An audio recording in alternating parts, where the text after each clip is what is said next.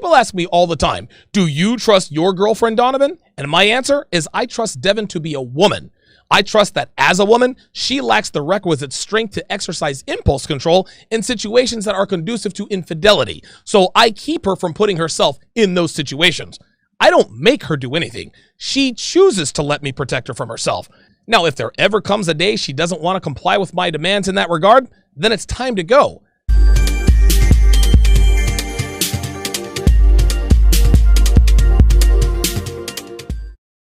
When my girlfriend and I first started dating, there was a situation that came up.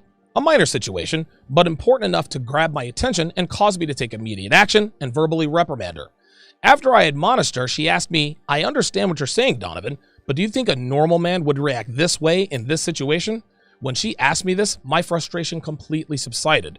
And the reason it did is because I knew right then she was about to learn who I really was. She was about to find out that I'm a man who walks the walk that I talk.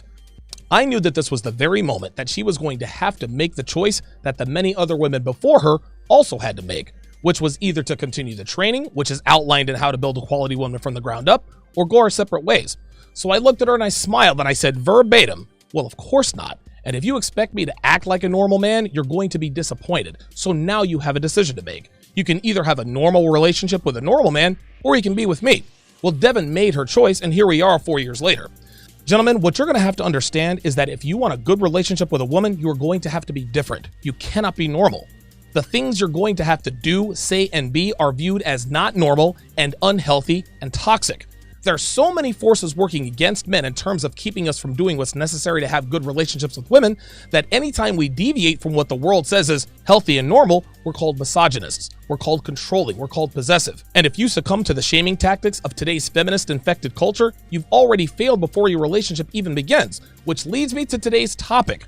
And a special thanks goes out to Alex H., who sent me an article entitled Jealous Boyfriend, What's Normal versus What's Unhealthy.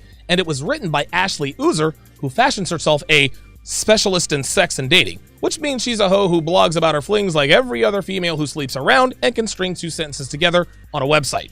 Women like Ashley are a dime a dozen. She's attractive, she sleeps around, she has a blog, she's doing the digital nomad thing, she spends time in DC and New York and adds more stories to her blog, which is another word for bodies, and of course she thinks she's unique or special. The problem is that there are so many women out here like her that they influence most of the female population, which is one of the main reasons why most women sleep around and don't feel like they're doing anything wrong until they're in their early 30s, and the men they're sleeping with says, I've never dated an older woman before. What's it like being single in your 40s? Miss Uzer's mindset in terms of what she believes is normal and unhealthy in relationships is exactly why men like us are called names. And if a man doesn't have the conviction and resolve to push forward to do what needs to be done to preserve the integrity of his relationship, he'll end up Googling, how can I win back my cheating girlfriend? Which we all know is further prolonging the slow, painful death of his manhood. If Disney gave us unrealistic expectations for finding true love, she starts, Hollywood gave us unrealistic expectations for what a healthy relationship looks like.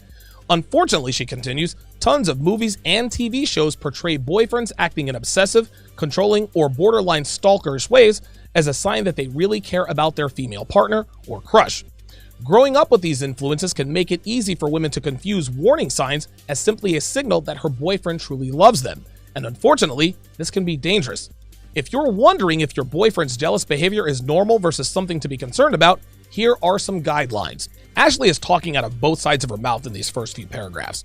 She acknowledges that Disney movies and romantic comedies give women unrealistic expectations, but then she says that obsessive, controlling boyfriends are showing that they care about their girlfriends in a way that says this behavior is unhealthy and wrong. Now don't get me wrong here. Being an obsessive stalker isn't normal within the confines of a sexual relationship and not in a good way. We all know this. But when she groups controlling with obsessive stalker, she's disingenuously putting them in the same category. Men cannot control women. They can do whatever they want. But when a man gives his girlfriend choices that she doesn't like, she'll say he's controlling her behavior. Well, what she really means is that she wants to engage in the activity he said would end their relationship, but still be in the relationship, which is every girl's MO these days.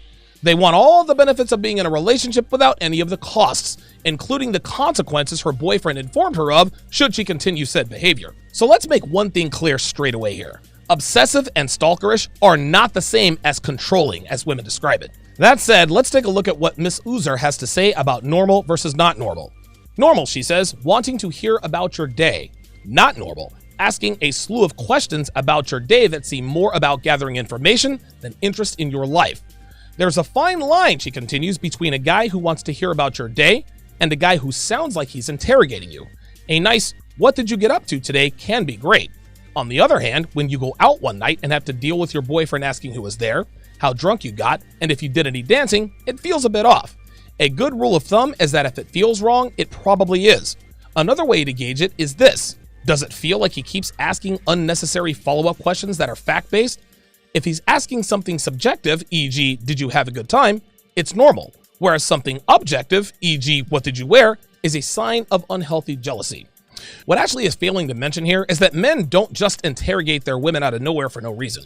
Before my girlfriend started working for me, I'd ask about her day when she got home from work. I'd ask her how her day went, and she'd tell me. I'm not going to quiz her on the details if I don't have reason to. The two examples she uses here are on opposite ends of the spectrum and intellectually dishonest. For her to say that it's fine if he asks about her day after work, but then use the extreme example of the club to point out unhealthy jealousy is disingenuous. If a man's girlfriend goes to the bar or club, of course he's going to ask who was there, how drunk she got, and what she was wearing. He knows that getting all dolled up and going to a place where there are men and alcohol is an environment conducive to cheating. For her to say that it's unhealthy for a man to quiz his girlfriend in these situations is literally telling a man that it is healthy to ignore the fact that she's putting herself on the meat market for a quick rental. Then she says if something feels wrong, it probably is. But what she doesn't realize is that this is a two-way street. If a man's instincts are telling him something's amiss, it probably is. However, what she's describing as wrong on the female side is simply the knot she gets in the pit of her stomach when her boyfriend starts asking her questions that require her to lie about what she really got up to that night. This is why she's saying that following up with fact-based questions are unnecessary. So to avoid these situations, do not commit to women who go to bars or clubs, guys. I say this all the time. I don't care if she says she's not going to get up to anything, or if she says she does it for fun, or that she does it to blow off steam. Do not make her your girlfriend if she goes to bars or clubs. Period. Normal, she continues, making a teasing comment about that sexy selfie you posted on Instagram. Not normal, telling you that he doesn't approve of you posting such revealing photos on social media. As much as I wish it wasn't, it's pretty normal for guys to get jealous when their girlfriends post something sexy on the gram. Unfortunately, this is because of the way society treats men to see their female partners, so it's not totally your man's fault.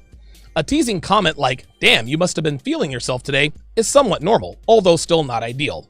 However, when your boyfriend tries to control or have a say in what you post on your social media, that's when it starts charting into extremely unhealthy territory. If he communicates openly about his jealousy when you post certain things, talk to him about where the root of that jealousy comes from instead of just acquiescing to his wishes. Chances are, once he tries to articulate the reason for his jealousy, both of you will realize that he has some things to work through on his own and it's not really about you. So she said it's perfectly normal for guys to get jealous when their girlfriends post something sexy on Instagram, but then she says it's not normal when he says he disapproves of it? This is a typical case of a woman knowing exactly how a man would react, but not giving credence to why he reacts this way. What she's saying here is that if you signed a 1-year lease to rent a home and the homeowner of that house puts a for rent sign in the yard 3 months into your lease, that it's normal for you to be concerned, but not normal for you to bring your 1-year lease to the attention of the homeowner, letting them know that you've got another 9 months left on your lease and that they need to remove the for rent sign from the yard. Something that all girls know but never acknowledge is that posting revealing pictures on social media is advertising themselves. Now, if you're single, advertise away. No harm, no foul. If you're looking to hook up with a bunch of dudes, that's perfectly fine if you're single. But when you're in a relationship, expecting your boyfriend to remain silent is ridiculous.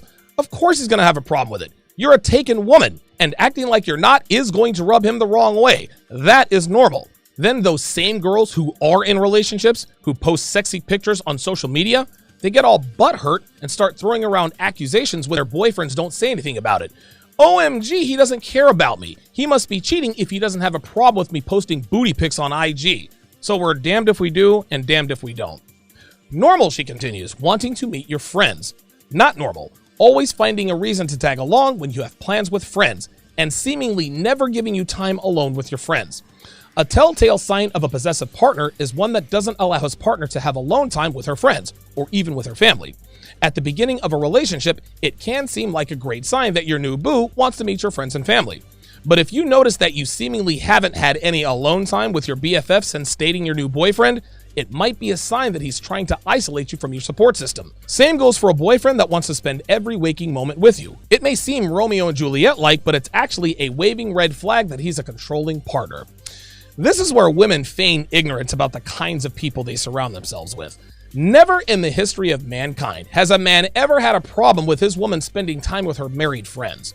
If a man's wife or girlfriend has friends who are also in committed relationships with men they respect and love, and make sure they don't engage in activity that put their respective relationships in danger, he has zero issue with her going to hang out with her friends to drink wine and watch movie at one of their houses while he has his homeboys over for a few beers to watch the game.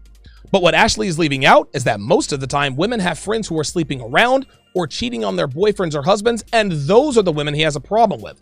Women are always crying about how a man isolates them from their friends and is controlling and possessive, but they always conveniently leave out the part about their support systems being made up of banana gobblers who are always in her ear about, "You can do better, girl. Come out with us Friday night, it'll be fun. And it wouldn't hurt to get on Tinder just to see what's out there." She uses the extreme false representation technique when she says, "spend every waking moment with you," to make women think that a man who wants to spend time with her is a red flag. I don't care how much a man likes a woman. No man wants to be with a woman 24/7. And if he does, it's not the kind of man women like Ashley date in the first place. She's trying to put beta traits onto alpha males, which is what every blogger who specializes in relationships do in just about every situation they talk about. So here's lesson number 1, guys. If her friends are banana gobblers, do not commit. All the cliches apply here. Birds of a feather, you are the average of the 5 people you spend most time with, and so forth. Women are easily influenced by women who have bad habits. Bad habits are easy to pick up and extremely hard to break. Good habits are hard to maintain and very easy to drop. And as we all know, women have no interest in doing what's difficult, even if it's for something worthwhile. Now, there are exceptions to the rule, but those exceptions aren't because the woman you're dating isn't like her friends. It's because she's decided that preserving her relationship with you is worth distancing herself from her friends who negatively influence her. But if you're dealing with a typical American woman, it would be foolhardy to expect her to choose you over her friends. She wants to have it both ways and expects you to allow her to have it that way. Normal, she continues, asking you about your ex. Not normal, asking you to block or unfriend your ex or any other male friends, coworkers, etc. If it was up to me, she said, we'd all talk about our exes on the first date. And usually I do. Someone's relationship with their ex and the way they talk about it can be a great way to learn what kind of partner they are. Just like a guy saying, all my exes are crazy is a red flag, so is any guy who asks you to block all communication with your ex. Even more so, any guy who wants you to stop communicating with your male friends, coworkers, or other guys in your life. A healthy partner will support your friendships, even if they're with ex-boyfriends. A healthy partner will also trust you to communicate with members of the opposite sex without assuming the worst. After all, if he doesn't trust you, why is he dating you? So now she's advising women to stay away from men who have a problem with their girlfriends, staying in contact with men they've slept with in the past. This is why relationships are circling the drain, guys. Women actually follow advice like this, but then wonder why they can't keep a man who's worth a damn. So here's lesson number 2. Any woman who talks about her ex on the first date is not over her ex. What she's doing here is sabotaging a girl's chance at a relationship by advising her to talk about her ex on a first date. If she's on a date with a man of value, he's gonna bounce like a bad check because he knows that any woman who talks about her ex isn't over him. Hell, even men who are clueless about women know that. This is why I advise men to make it crystal clear that in order to get and keep your commitment, that keeping in contact with exes, being friends with men who aren't gay, and hanging out with male coworkers outside of the office is prohibited. Now, if she has a problem with these boundaries, cool. Keep talking to your ex. Stay friends with Dave, the unemployed garage band guitar player who may or may not have a tattoo on his junk. Go ahead and hang out with Kevin and Sales after hours at happy hour. Your arrangement will remain strictly sexual without commitment. No skin off your back. But if you try to be a healthy partner who supports her relationships and trusts her with members of the opposite sex, don't be surprised when she tells you she's going to watch Dave perform live at some rundown bar, then hang out with him and Kevin afterwards. Normal, asking you who keeps blowing you up on Snapchat. Not normal, asking if he can look through your Snapchat messages. Unfortunately, while it seems like many of us have had a partner look through our phones, this is still certainly not healthy behavior. Jealousy is natural, and so is the curiosity that arises when our partner's phone keeps vibrating in the late hours of the evening. While asking who keeps blowing you up on Snapchat is certainly the ugly green monster rearing its head, it's a natural and normal form of jealousy that your partner can learn to improve. Asking to look through your phone, or worse, going through it while you're in the shower, is an invasion of privacy and a sign that your partner is not ready to be in a relationship. Well, she's half right here. This is a sign of not being ready to be in a relationship. But if a woman wants to protect her privacy, it means that she's not ready to be in a relationship. Jealousy and curiosity are two very different things, but neither one has anything to do with a man requiring her to hand over his phone if he suspects anything. For this woman to say it's unhealthy for a man to want to look through his girlfriend's phone if it's been vibrating at all hours of the night is exactly the reason why women are befuddled as to why a guy they really like won't commit. These are the girls who ask, where have all the good men gone? I'll tell you where the good men have gone. They're with the girls who aren't on Facebook and Instagram attention seeking. They're with the girls who've cut off all contact with their exes. They're with the girls who stay off social media. They're with the girls who are upfront about what they're doing, where they are, and who they're doing it with. They're with the girls who have no problem handing them their phones when they ask to see it. They're with the girls who aren't at the bar or club every weekend. They're with the girls who don't have accounts on Tinder and Bumble and Plenty of Fish and Match.com and Christian Mingle and Farmers Only. They're with the girls who don't lie with them. They are with women who proactively earn their trust. Ladies, if you want attractive men to trust you, there is a price to be paid. If you're not willing to pay that price, that's fine. Most of you aren't. But don't come crying to me when you're 39 and still single talking about where have all the good men gone. Don't cry about not getting something of value for free because at the end of the day, you didn't want it bad enough. Because if you did, you would have understood the cost and paid the price. And part of that price is giving up all autonomy and privacy when it comes to your phone. And this is simple. If you have nothing to hide, then you should have no problem handing your phone over when he asks you to. Well, if he trusts you, he shouldn't have to ask. That's your main problem, sweetheart. He doesn't trust you, and that's where women go wrong. They assume that if a man is sleeping with them, then he must also trust him. They also assume that if a man commits to her, then he must also trust her as well. And nothing could be further from the truth. Not as far as high-value men go. People ask me all the time, do you trust your girlfriend, Donovan? And my answer is I trust Devin to be a woman. I trust that as a woman, she lacks the requisite strength to exercise impulse control in situations that are conducive to infidelity. So I keep her from putting herself in those situations.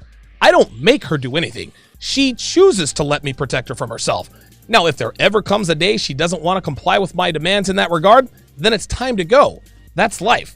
If a woman really wants to cheat, she'll find a way, and that includes my girlfriend. But that doesn't mean I'm going to make it easy for her. If somebody wants to rob your house bad enough, they'll figure out a way to do it regardless of how well your locks and security system works. But that doesn't mean I'm going to unlock my doors and disarm my security system. If you want to rob me, you're going to have to earn it. If your woman wants to cheat, she's going to have to earn that too. Not requiring access to your woman's phone at all times is the equivalent of disarming your home security system and unlocking all your doors. It's not a matter of if you get robbed, it's a matter of when. And women know this, which is why they don't want to give their men access to their phones, which again means they're not ready for a relationship. Keeping your woman in line in this day and age requires you to think and act in ways that most people would find abnormal. Now, should men have to engage in activities that are viewed as toxic and oppressive just to have a chance at a good relationship with a woman? Of course not. But this is the way it is. And you can either accept it and take the measures necessary to have the kind of relationship you want, or you can continue to be taken advantage of by women because you're afraid to grab your Y chromosome and get my 7-hour audio course and train her properly. The choice is yours, but understand this, gentlemen. People around you are going to shame you. They're going to call you names. They're going to tell you that you're not normal. People are not going to revere you for your toxic ways. They're going to tear you down for it. The real question is, will you be man enough to tell them all where they can go and mind their own business so you can continue living a life of dominance while being adored by the woman you selected to take this journey with you? If you'd like access to my raw, unfiltered, not safe for YouTube content, go to patreon.com/Donovan Sharpe. There you will find audio and video versions of my daily live streams, audio and video archives of episodes past, and much more. You can also call in and ask me questions on my Saturday call-in shows for patrons only, or you can choose to get even more access in the Sunday webinars. Join our community of over 1,500 men who have taken the first step in changing their lives and mindset for the better. The link is in the description.